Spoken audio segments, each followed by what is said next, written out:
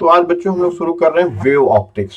Basically इस series के अंदर, जैसा कि मैंने आपको बताया है कि इस सीरीज के अंदर हम एक चैप्टर को लेते हैं, उसकी एनालिसिस करते हैं और कोशिश करते हैं कि 30 से 35 मिनट, 40 मिनट, 45 मिनट में हम चैप्टर को कवर करें।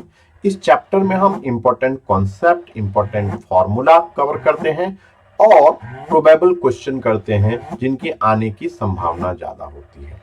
अब इसका फायदा ये होता है कि जब भी एग्जाम से पहले आपको चैप्टर रिवाइज करना होता है तो आप बड़ी आसानी से चैप्टर को रिवाइज कर सकते हो, क्योंकि फिजिक्स में बड़ी प्रॉब्लम आती है एग्जाम से 2 दिन पहले, 3 दिन पहले क्या करें, क्योंकि आप लंबे लंबे वीडियो तो देख नहीं सकते हो। 7-7, 8-8 घंटे की अगर वीडियो देखोगे तो उससे तो बात बनेगी नहीं। तो ये सीरीज काफी हेल्पफुल कि आप चलते फिरते आधे घंटे के अंदर एक चैप्टर को तैयार कर सको, उसके एटलीस्ट इंपॉर्टेंट कॉन्सेप्ट को रिवाइज कर सको, समझ सको। तो इसका मकसद सिर्फ यही है कि आप हर चैप्टर के फॉर्मूले को और कॉन्सेप्ट को जानो। तो इस वीडियो को आप बार बार देखेंगे, जितनी बार देखेंगे तो आपको ये फायदा होगा कि एक इंपॉर्टेंट कॉन्सेप्ट, इंपॉर्टेंट फॉर्मूले आपको रिवाइज हो जाएंगे। तो चलिए स्टार्ट करते हैं वेव ऑप्टिक्स का एनालिसिस। बेटा, नंबर ऑफ क्वेश्चन जो 2024 में से पूछे गए हैं, दो, एक क्वेश्चन वाईडीएससी से पूछा गया और एक क्वेश्चन पोलराइजेशन से पूछा गया। दोनों ही क्वेश्चन बेहद आसान थे, आप जाके चेक कर सकते हो। आते हैं to the point, important topic. इस चैप्टर में इंपॉर्टेंट टॉपिक्स क्या है? तो सबसे इंपॉर्टेंट टॉपिक है इंटरफेरेंस। इंटरफेरेंस में YDSC, young double slit experiment and diffraction and polarisation. तो हर टॉपिक फॉर्मूला बेस्ड है, अगर आप इसको कर लेंगे तो आपके 2 क्वेश्चन तैयार हो जाएंगे नीट 2025 के लिए। आइए शुरू करते हैं interference. Without wasting your time हम इंटरफेरेंस, तो इंटरफेरेंस क्या होता है? इंटरफेरेंस जब 2 या 2 से ज्यादा वेव किसी जगह पे सुपर इंपोज होती है तो उनकी एनर्जी रीडिस्ट्रीब्यूट होती है। रीडिस्ट्रीब्यूशन में किसी कहीं कहीं पे तो एनर्जी ज्यादा होती है और कहीं कहीं पे एनर्जी कम होती है। So this redistribution of energy is called interference।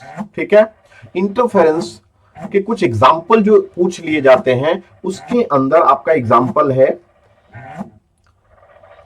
आपने oil, colour of oil spill. ये आपने देखा होगा कि कई बार पानी के ऊपर अगर ऑयल, बरसात के मौसम में अगर केरोसिन ऑयल छिड़क दीजिए, पानी रास्ते में कहीं आपको मिलेगा तो आपको बड़े कलर्ड बैंड्स निकलेंगे। और कलर्स ऑफ स्पिल्स इस तरह से डायरेक्ट पूछा जाता है। थिन फिल्म पे कलर, आपने सोप का बबल बनाइए, सोप बबल के ऊपर colour fringes, colour of soap bubble. तो कई बार आया हुआ है, कोई बबल है उस पे कलर। तीसरा, आप एक सीडी लीजिए, सीडी को हल्का सा टिल्ट करें तो आप देखेंगे उसमें ब्रिलियंट कलर्स नजर आएंगे। So all these are example of interference जो आपको आना चाहिए। तो डायरेक्ट भी पूछा जा सकता है, ये मैंने आपको रिवाइज करा दिया। ठीक है, चलिए अब हम बात करते हैं कि इंटरफेरेंस से इंपॉर्टेंट कॉन्सेप्ट क्या है। इंटरफेरेंस में जब भी हम 2 वेव कहीं पे सुपर इंपोज होते हैं, तो मैं इसको मिटा देता हूं, ये एग्जांपल मैंने आपको दिया। सो जब भी 2 वेव कहीं सुपर इंपोज होते हैं, मैं मान लेता हूं 2 वेव, हमने कोई भी 2 वेव लिया, suppose y1 a1 sine omega T और माइनस के एक्स ले लेते हैं। दूसरा हम y2 a2 sine omega T minus के एक्स। तो 2-3 चीजें आपको ध्यान रखना है, हम डेरिवेशन पे नहीं जाएंगे। तो रिजल्टिंग वेव जो दोनों को हम ऐड करेंगे उनका एम्पलीट्यूड का फॉर्मूला क्या होगा? a1 square plus a2 square plus 2a1 a2 cos phi का अंडर रूट। इंटेंसिटी क्या होगा? I1 plus I2 plus 2 root I1 I2 cos phi. ये हमको आना चाहिए। इसकी विड्थ अगर बढ़ जाए तो ठीक है, मैं थोड़ा सा बढ़ा लेता हूं। तो इंटेंसिटी का फॉर्मूला इंपॉर्टेंट है। अब यहां पे जो आपको और इंपॉर्टेंट है वो है कि अगर I1 और I2 बराबर हो जाए तो मेरा रिजल्टिंग इंटेंसिटी का फॉर्मूला क्या बन जाएगा? Important, 4I cos square 5/2। इसको याद कर लीजिएगा, इंपॉर्टेंट फॉर्मूला है 4I को मैं I0 लिख सकता हूं। I0 किसकी इंटेंसिटी है? सेंट्रल मैक्सिमा की। तो मेरे बच्चे इस बात को ध्यान रखेंगे कि एम्पलीट्यूड का formula A1 square plus A2 square plus 2A1 A2 cos 5 का अंडर रूट, और इंटेंसिटी किसी भी पॉइंट पे का formula I1 plus I2 plus 2 root I1 I2 cos 5। So अगर I1 I2 बराबर है तो किसी भी पॉइंट पे जो इंटेंसिटी होगा वो 4I cos square 5/2। What is phi here? Phi is phase difference. Phase difference ये गिवन होगा, और अगर फाइ नहीं दिया होगा तो पाथ डिफरेंस दिया होगा। फाइ इज इक्वल टू के डेल्टा एक्स। के क्या है? 2 pi by lambda into delta x. इसको हम याद कर लेंगे, इसको हम दिमाग में बिठाएंगे। ठीक है, समझ में आ गया? चलिए मैं एक इसमें डायरेक्टली यहीं पे इंसर्ट कर लेता हूं स्लाइड, ताकि थोड़ा सा हम और कर लें। अब इसमें क्या होता है, दो तीन चीजें हमको ध्यान रखना। जो इंटेंसिटी होता है वो डायरेक्टली प्रोपोर्शनल टू एम्पलीट्यूड का स्क्वायर होता है। ठीक है, तो intensity directly proportional to amplitude का square and directly proportional to width of slit. तो यहां पे हमसे क्या क्या पूछता है वो भी ध्यान रखना है। एक मैक्सिमम इंटेंसिटी होती है, मैक्सिमम इंटेंसिटी होती है root I1 plus root I2 का होल स्क्वायर, और इसी तरीके से मिनिमम इंटेंसिटी होती है root I1 minus root I2 का होल स्क्वायर। तो इनका रेशो पूछ लिया जाता है। तो एक question I max upon I minimum का आता है, जो आपको आना चाहिए root I1 plus root I2 upon root I1 minus root I2 का होल स्क्वायर। इस पर एक क्वेश्चन आ जाता है, तो प्लीज इसको एक रिवाइज कर लीजिएगा, इसको देख लीजिएगा कि कैसे हम से सॉल्व करेंगे। अब एक एग्जांपल मैं ले रहा हूं। In an interference pattern, the slit widths are in the ratio 1:9. Then find out the ratio of minimum and maximum intensity. तो स्लिट की विड्थ का रेशो दिया हुआ है, तो 1:9। YDAC में बेसिकली दो स्लिट्स होते हैं। ठीक है, ये सोर्स होता है, इसकी विड्थ दी हुई है हमें W1 और W2। तो अभी मैंने थोड़ी देर पहले लिखवाया कि जो इंटेंसिटी होता है वो डायरेक्टली प्रोपोर्शनल टू विड्थ होता है। तो एक तरह से हमें इंटेंसिटी का रेशो दे रहा है 1:9। तो मैं इसको I1:I2 भी लिख सकता हूं। नाउ अब maximum intensity upon minimum intensity, कुछ नहीं करना है, एक को 9 ले लेना है और एक को 1 ले लेना है। तो √9 प्लस √1 का whole square divided by √9 minus √1 का होल स्क्वायर। कितना हो गया? √9 3 √1 और √9 माइनस 1 का स्क्वायर। तो मेरा 3 और 1 4, 16 बाई 3 माइनस 1 2 4, यानी 4:1 ही इसका आंसर आएगा। तो एक इस तरह का क्वेश्चन आ जाता है, तो प्लीज इसको आप देख लेंगे। आइए एक और क्वेश्चन इस पर है। Consider interference between two source of intensity I। दो सोर्स है, एक की इंटेंसिटी I है और दूसरे की इंटेंसिटी 4I है।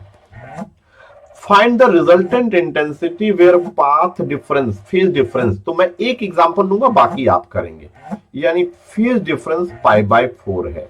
तो मेरे बच्चों इंटेंसिटी मैंने क्या लिखवाया? I1 plus I2 plus 2 root I1 I2 cos 5। I1 लूंगा मैं 4I, I2 लूंगा मैं I plus 2 root 4I root I cos π/4।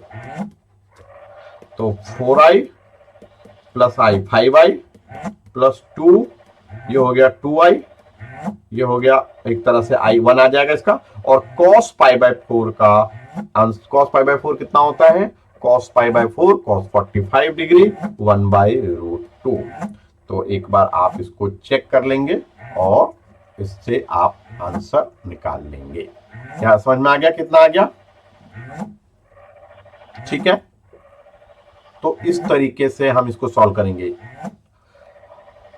वैसे ध्यान रखिए पाई पे मिनिमा बनना है और इवन मल्टीपल ऑफ पाई पे, 3 पाई पे, 5 पाई पे, 7 पाई पे, इन पे मिनिमा बनना है। यंग डबल स्लिट एक्सपेरिमेंट में क्या होता है, तो 2 स्लिट्स मतलब ये लिया जाता है, ये जो है ये S1 है, ये S2 है, तो यहां पर पाथ डिफरेंस 0 होता है। जहां जहां पाथ डिफरेंस डेल्टा फाई 0, 2 पाई, 4 पाई, 6 पाई, 8 पाई, वहां वहां मैक्सिमा बनेगा। तो ये पाथ डिफरेंस 0 हो गया, तो यहां पे बनता है सेंट्रल मैक्सिमा। क्या बनता है? Central maxima. सेंट्रल मैक्सिमा बनेगा, फिर पाथ डिफरेंस क्या आ जाएगा? पाई। पाई यहां क्या बनेगा? मिनिमा।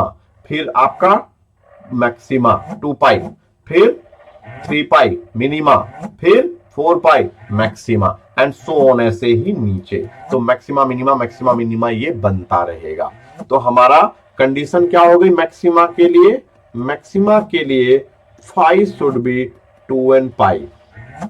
मैक्सिमा के लिए फाई हमारा कितना हो जाएगा? 2 पाई एंड 2 एंड पाई। और पाथ डिफरेंस के लिए आप याद कर लीजिएगा एन लैम्डा। ये सब कंडीशंस रटी होनी चाहिए। बच्चे क्या करते हैं, बेसिक, जो बच्चे जिनका फिजिक्स कमजोर होता है, बेसिक चीजें याद नहीं होती है, क्वेश्चन करने अटेम्प्ट कर देते हैं, तो प्रॉब्लम आ जाती है। मैक्सिमा की कंडीशन क्या हो गई? 2 एंड पाई। मिनिमा की कंडीशन के लिए डेल्टा फाई क्या हो गया? मिनिमा के लिए कंडीशन के लिए डेल्टा फाई n-1/2 पाई, n-1/2 पाई, ये मिनिमा की कंडीशन हो जाएगी, n-1/2। ठीक है, और इसी तरीके से पाथ डिफरेंस कितना आ जाएगा? n-1/2 lambda. बेसिकली ये n-1 2 n-1 पाई है। ये मैं इसको पाथ डिफरेंस में इसको आप चेंज कर लेंगे। ये मैंने n-1/2 यहां लिखा है, पार्ट डिफरेंस में होगा। आप ये कंडीशन वीडियो को देख के 2 बार 3 बार इसको रेड कर लेंगे। 2n-1 पाई, ये मिनिमा के लिए फेज डिफरेंस होना चाहिए, और ये मिनिमा के लिए पार्ट डिफरेंस। Important condition. ये बात समझ में आ गई? रिवीजन हो गया, आगे बढ़ते हैं। अब इसमें क्या होता है, कई चीजें डायरेक्ट फॉर्मूला है। ये हमारा सेंट्रल फ्रिंज है, सेंट्रल फ्रिंज से ही सारे डिस्टेंसेस मेजर किए जाते हैं, ये अलग अलग। तो हमारा जो डिस्टेंस है, मान लीजिए ये y है, तो ये जो y है वो मैक्सिमा होगा या मिनिमा का पॉइंट पोजीशन होगा, उसका फॉर्मूला है capital D by small d into delta x। और याद रखिएगा डेल्टा x जो होगा वो ये d हो गया,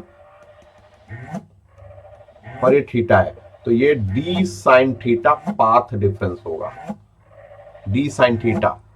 without going in detail, just अपने फॉर्मूले को मगअप करना है, रटना है, और फिर सामने सीट रखिए, और उसके बाद छोटे छोटे क्वेश्चंस बनाइए। पहले स्टैंडर्ड क्वेश्चन तो आपको आए, फिर उल्टे सीधे क्वेश्चन आप लगाइए। तो ये फॉर्मूला है जिसको बहुत इंपॉर्टेंट फॉर्मूला है, y equal to capital D by small d into delta. अब बच्चे कहेंगे सर कैपिटल D क्या होता है? तो कैपिटल D होता है स्लिट और स्क्रीन के बीच का डिस्टेंस, और स्मॉल d ये दो स्लिट के बीच का distance. So y equal to क्या हुआ? Capital D by small d into delta x, और डेल्टा x किसके बराबर है? d sine theta. यहां से कई चीजें मैं बात करूंगा। तो फॉर मैक्सिमा के लिए डेल्टा x क्या लिखवा है? n lambda. तो y क्या आ गया मैक्सिमा के लिए? n lambda d by small d। बस इसको रट लेना है। फॉर मिनिमा y कितना हो जाएगा? डेल्टा x हो गया n-1/2 लैम्डा। तो n-1/2 lambda d by small d। ये दो फॉर्मूले को रट लीजिए, काफी चांसेस कि इसी पर क्वेश्चन आएगा। इसके बाद एक बड़ा इंपॉर्टेंट होता है फ्रिंज विड्थ।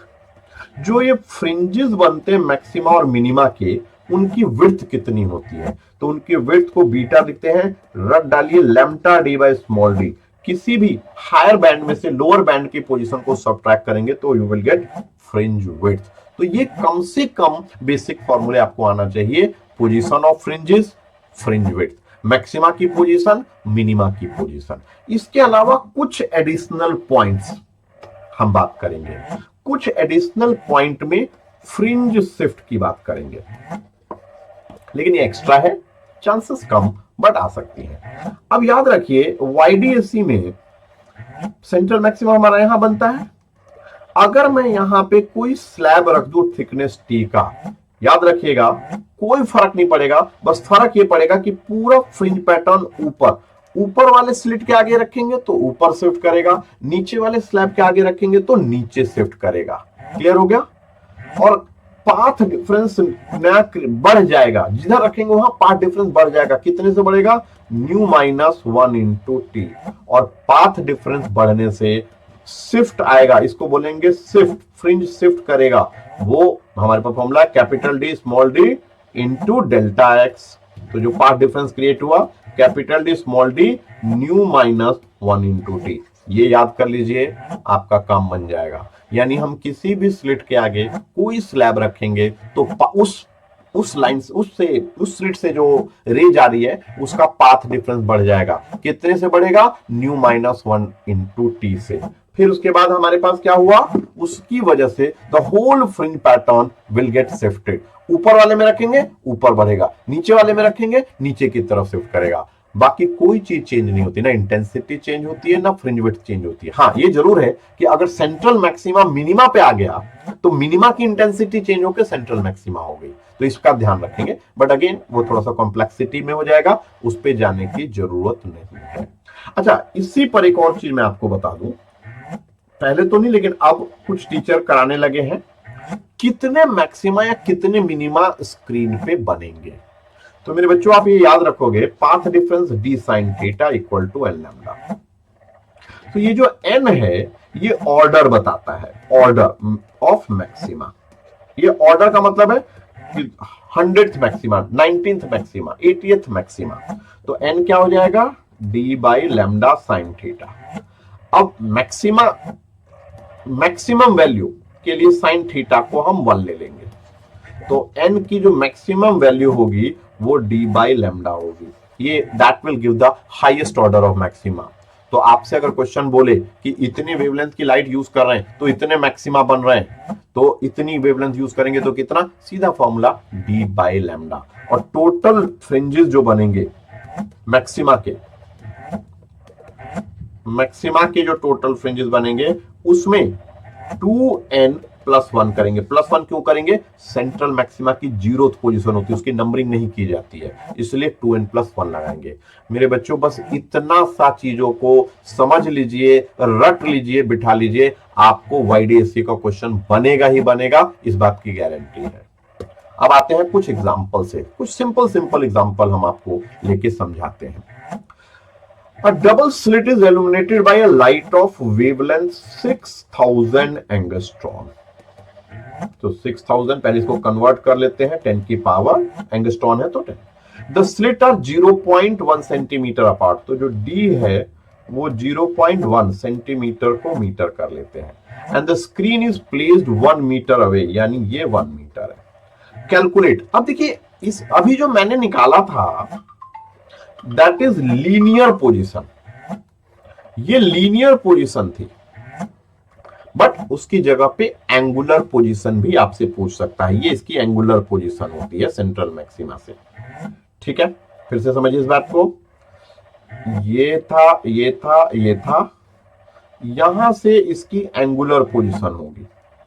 ये थीटा है, ये वाई है, ये कैपिटल डी है। तो साइन थीटा और टेन थीटा, तो एक तरह से theta equal to arc by radius, ये लगा दूंगा मैं। यानी एंगुलर पोजीशन निकालने के लिए जो y का फॉर्मूला था मेरे पास, n lambda D by small d by D कर दूंगा, यानी डी हटा दूंगा, तो एंगुलर पोजीशन ऑफ मैक्सिमा मेरे पास आ जाएगा n lambda by small d. Similarly angular position of minima आ जाएगा n minus 1/2 lambda by D. बस इसको सेट कर लीजिए दिमाग में। तो मुझसे क्या बोला है? Angular position of 10th maxima कैसे निकालूंगा? n रखूंगा 10, लैम्डा रखूंगा 6000 अपॉन डी। डी कितना है? 0.1 इंटू 10⁻⁻²। सॉल्व कर लीजिए, आपका आंसर आ गया angular position. Separation between two minima, so दो मिनिमा के बीच में जो गैप होगा वो फ्रिंज विड्थ होगा। तो क्या पूछ रहा है वो? बीटा। बीटा क्या होता है? Lambda D by small D. Value रख दीजिए, आपका आंसर आ जाएगा। तो देखिए कितना सिंपल है। और आप जाके पिछले साल, उससे पिछले साल के 2-3 क्वेश्चनों को देखेंगे, बेहद आसान। फ्री का नंबर, पता नहीं बच्चे क्यों परेशान रहते हैं, क्यों डिस्टर्ब रहते हैं, फिर इसमें नंबर नहीं आ रहे हैं। आपको बर्बाद करने वाले टीचर्स हैं, इंस्टीट्यूट्स हैं, जो क्या कर रहे हैं, उलूल जुलूल पढ़ा के मेन चीजों को नहीं पढ़ा रहे। हर बच्चे को समझ रहे हैं कि 180 नंबर लाना है। अरे हर बच्चे को 180 नहीं लाना है। कुछ बच्चे ऐसे हैं जिनको 100 लाना है, कुछ बच्चे ऐसे हैं जिनको 125 आ जाए पहले, तभी तो धीरे धीरे प्रोग्रेस होगी ना भाई। अगर मान लीजिए किसी बच्चे के 50 नंबर आ रहे हैं, तो उसको उसी हिसाब से पढ़ाया जाए, उसको आगे बढ़ाया जाए, उसका कॉन्फिडेंस बढ़े। उसके 100 आए, 100 आएंगे तो अपने आप 120 आएगा। जिसके 120 आ रहे हैं 150 लाएगा। बट तरीका होना चाहिए। तो मेरी बात समझिए, आप इन चीजों से दूर रहिए, बचिए, सिंपल सिंपल फॉर्मूले अप्लाई करना सीखिए, आता वही है। अब एक और क्वेश्चन हमने लेने जा रहे हैं, और एक बड़ा स्टैंडर्ड क्वेश्चन है, हर ऑल्टरनेट ईयर में आता है। In YDC experiment the slit are 2 mm apart. तो जो स्लिट्स हैं वो 2 मिलीमीटर अपार्ट है। अब दो लाइट हम ले रहे हैं, एक 7500 एंगस्ट्रॉन और एक 9000 एंगस्ट्रॉन। अब कहता है what minimum distance from the common central bright fringe on the screen 2 metre. को इनसाइड का क्या मतलब होता है? को इनसाइड, को मतलब सेम, इनसाइड एक ही जगह पे।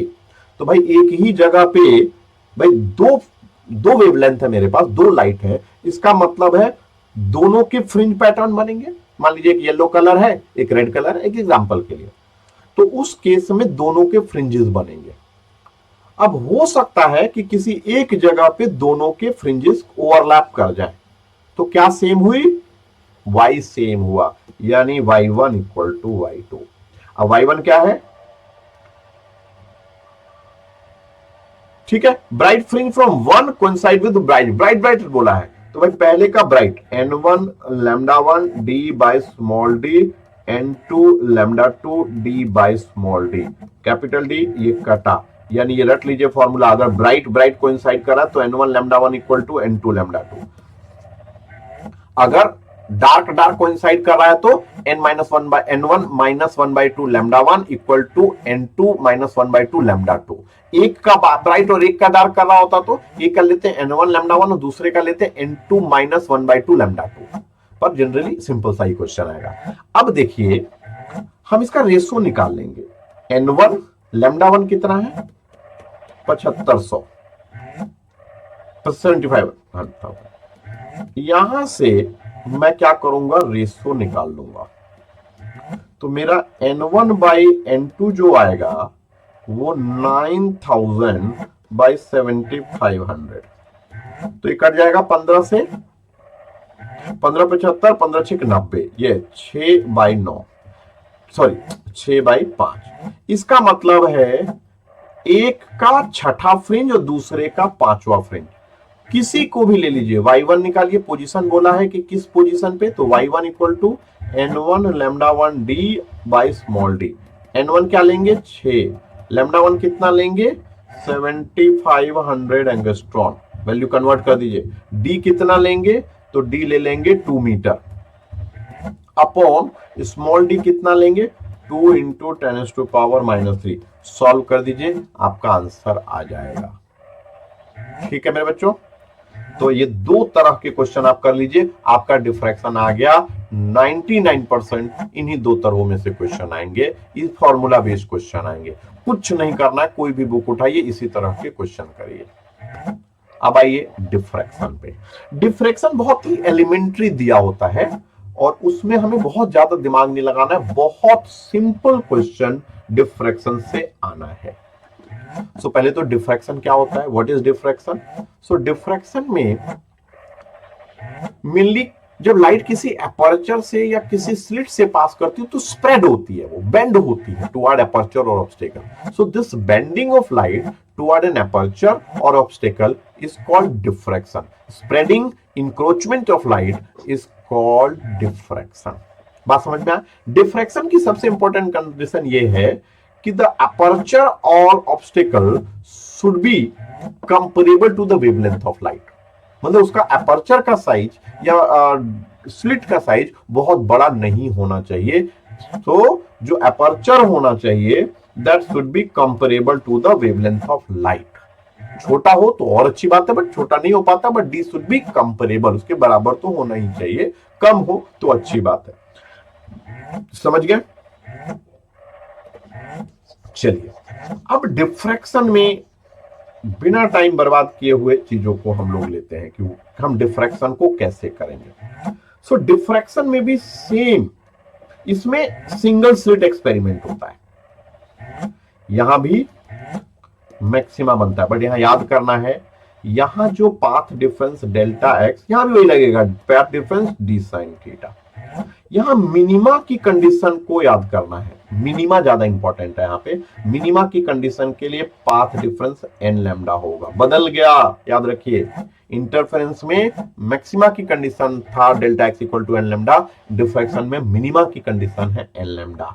और मैक्सिमा के लिए delta x n minus 1/2 lambda, लेकिन मैक्सिमा है इसलिए एन प्लस लगाऊंगा यहां पर, एन प्लस 1/2 लैम्डा. ये बात समझ में आ गया? बाकी सब कुछ उसी तरह से. यहां दो बातें काम की बड़ा इंपॉर्टेंट है. Fringe width of central maxima बहुत इंपॉर्टेंट है, इसी पर क्वेश्चन आएगा. Fringe width of central maxima. Fringe width जो बीटा है सेंट्रल मैक्सिमा का, वो देखिए हमारे पास डी साइन थीटा पहला मिनिमा बनता है लैम्डा पे, तो साइन थीटा हमारे पास लैम्डा बाई डी आ गया याद करने के लिए. लेकिन जो सेंट्रल मैक्सिमा होता है वो कुछ इस तरह का होता है, यानी सेंट्रल मैक्सिमा यहां से यहां तक दो मिनिमा के बीच का जो पोजीशन है वो आपका सेंट्रल विड्थ है. तो यहां से मैंने ये तो थीटा लिया, तो थीटा की वैल्यू कितनी आ गई? Lambda by D. तो 2 lambda by D fringe width of central maxima. अगर एंगुलर फ्रिंज विड्थ की बात करेगा तो लैम्डा बाई डी लेंगे. सॉरी, मतलब एक तरह से 2 लैम्डा बाई डी, ये एंगुलर ही है. 2 लैम्डा बाई डी, ये fringe width 2 lambda by D. 2 lambda double इसलिए किया क्योंकि जितना ऊपर है उतना नीचे है. 2 lambda by D, this is the fringe width of central maxima. अगर लीनियर की टर्म में बात करेगा तो कैपिटल डी से मल्टीप्लाई कर देंगे. यहां याद रखने वाली ये बात है कि जो बाकी मैक्सिमा होते हैं या बाकी मिनिमा होते हैं इससे आधे में होते हैं, लैम्डा बाई डी होती है उनकी length. Fringe width of central maxima 2 lambda by D रख लीजिए. और fringe width of other maxima को सेकेंडरी मैक्सिमा भी बोलते हैं. तो उससे ये नहीं कि सेकेंडरी मैक्सिमा मतलब N2 हो जाएगा, नो. तो लैम्डा बाई डी उनकी साइज होगी. यहां समझ में आ गया? 99% चांसेस इसी फॉर्मूले से 2 लैम्डा बाई डी से ही क्वेश्चन आएगा.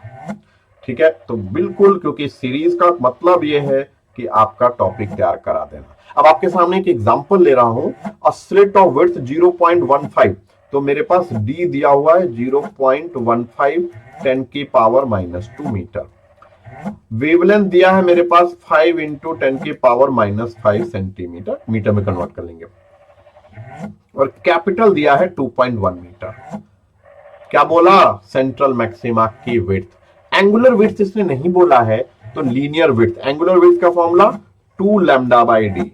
अगर मेरे को इसको लीनियर में कन्वर्ट करना है, कुछ मत करिए, कैपिटल डी से मल्टीप्लाई कर दीजिए. सो 2 लैम्डा हमारे पास है 5 × 10 की पावर -5 सेंटीमीटर है, तो 10 की पावर -2 अपॉन स्मॉल डी 0.15 × 10 की पावर -2. -2 कट गया, बाकी तो आप समझ ही रहे हो, इसको आप सॉल्व कर लोगे. तो बेहद आसान. एक और क्वेश्चन लेते हैं.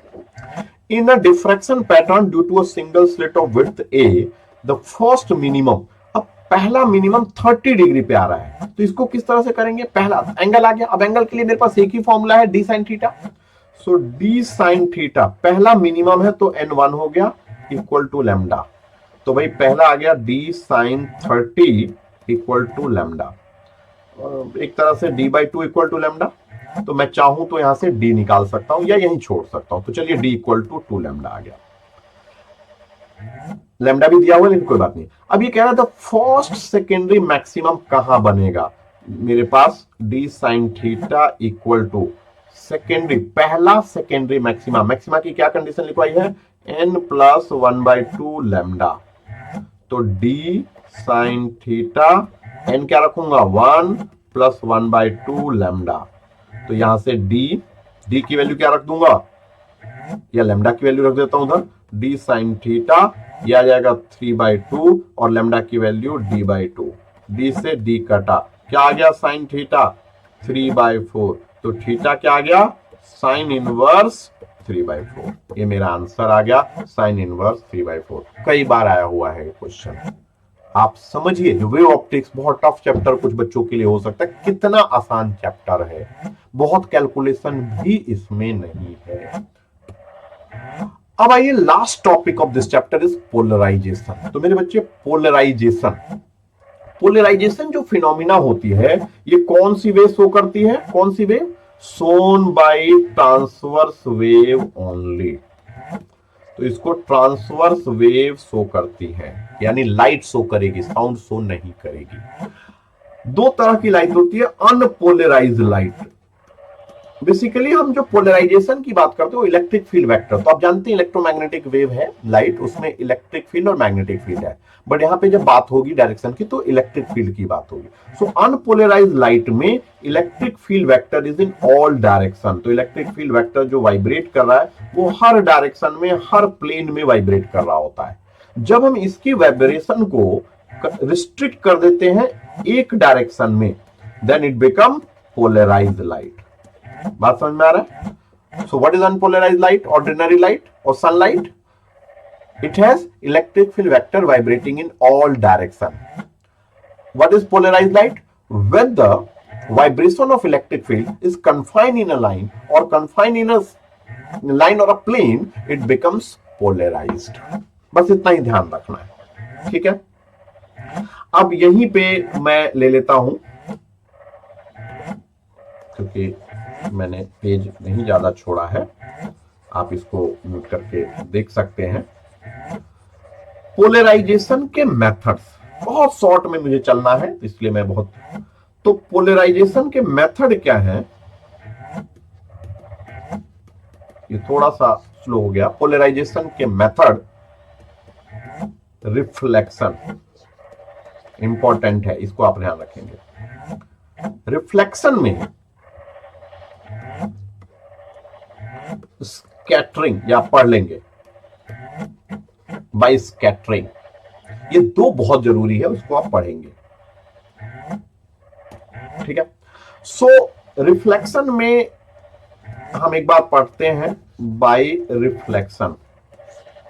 जब आप किसी लाइट को इंसिडेंट करते हो एक पर्टिकुलर एंगल पे, कॉल पोलराइजिंग एंगल, इसको बोला जाता है पोलराइजिंग एंगल।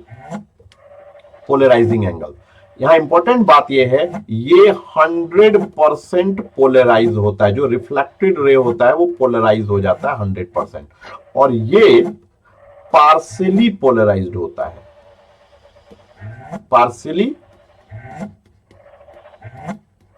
पोलराइज्ड, ठीक है। सो बाय रिफ्लेक्शन, और यहां पे याद रखिएगा ये रिफ्लेक्टेड और रिफ्रैक्टेड रे 90 डिग्री का एंगल बनाते हैं। पोलराइजिंग एंगल का formula tan theta p equal to new, tan theta p equal to nu. ये तीन चीजें याद कर लीजिए, आपका बन जाएगा, ठीक है।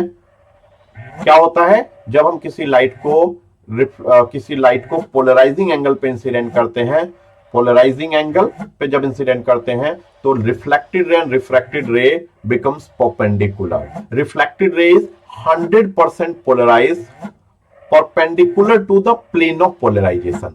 तो जो पोलराइज होगा वो किस प्लेन में होगा, जैसे XY प्लेन में अगर इंसिडेंट लाइट है तो वो Z एक्सिस के अबाउट पोलराइज होगा, और जो रिफ्रैक्टेड रे है इट इज पार्शियली पोलराइज। एक तो ये इंपॉर्टेंट है। स्कैटरिंग पढ़ लीजिएगा, उससे थ्योरेटिकल है, कुछ आता नहीं, मतलब उससे डायरेक्ट आप थ्योरी का पढ़ लेंगे।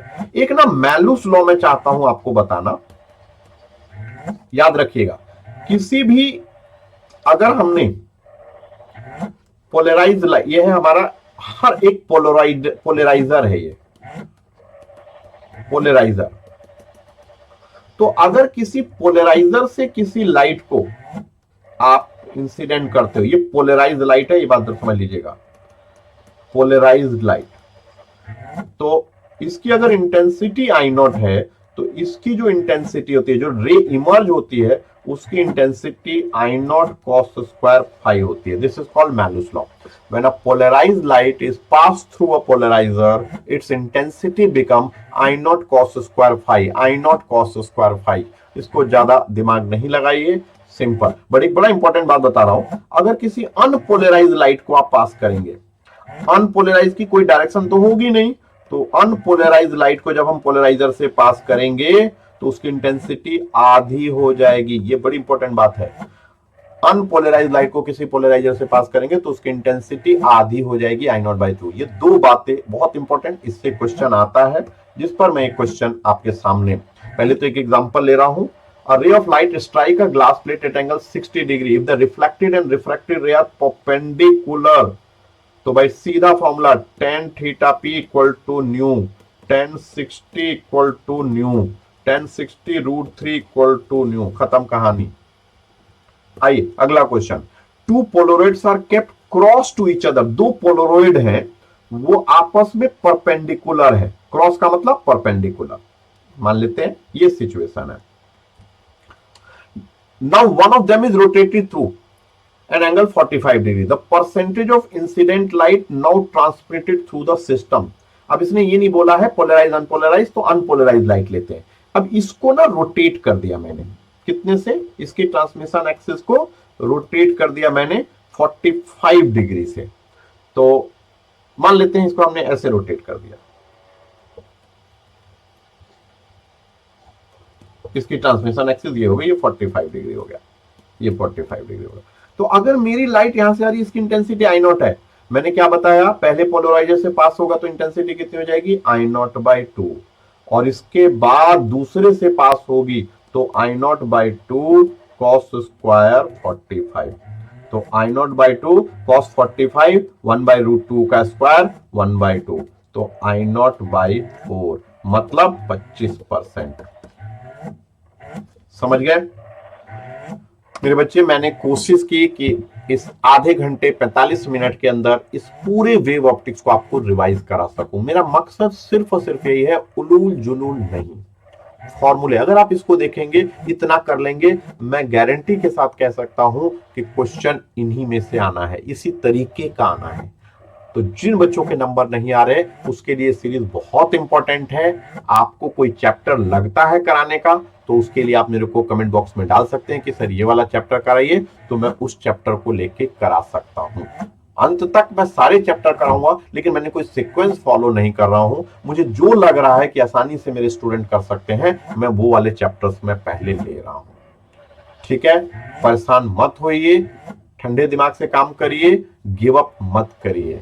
आप कर सकते हैं। जितना मेहनत आप बायो में, केमिस्ट्री में करते हैं, उससे कहीं कम मेहनत में फिजिक्स हो सकती है, बट गंदगी हटानी है, कबाड़ हटाना है। Simple NCERT, important concept, important फॉर्मूले आपको आने चाहिए। तो इसी के साथ मैं आज की वीडियो को यहीं पे समाप्त करता हूं। Thank you, bye bye.